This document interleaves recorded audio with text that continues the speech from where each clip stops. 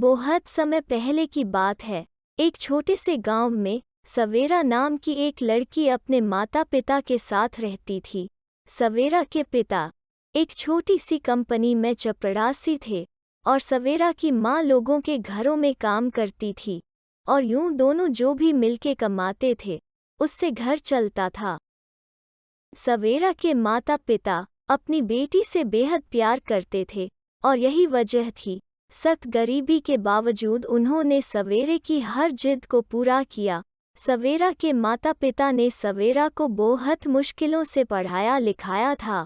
वे दोनों चाहते थे सवेरा की शादी किसी बड़े से घर में हो और वो आराम की जिंदगी गुजारे, मगर जब लड़के वाले सवेरा को देखने आते थे वो तरह तरह की फरमाइशें करते थे और कहते थे हमें तो गाड़ी भी चाहिए, घर का बुनियादी सामान भी और सोना भी चाहिए।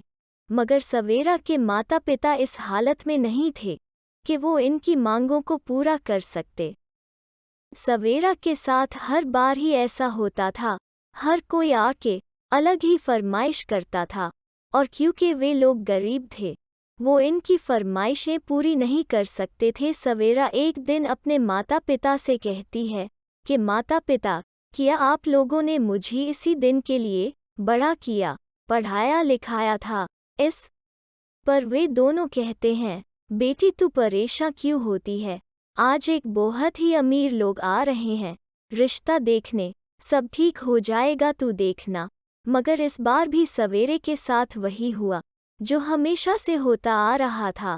इसके बाद सवेरा बहुत रोती है और अपने माता पिता से कहती है अब मुझे शादी नहीं करनी, और ऐसा कहकर वो घर से बाहर निकल जाती है और एक नदी किनारे बैठ के रोने लग जाती है। तभी वहाँ पे एक परी आती है और सवेरा परेशानी की वजह पूछती है। सवेरा परी को सब बताती है। परी कहती है तुम परेशान न हो और मुझे अपने घर ले जाओ।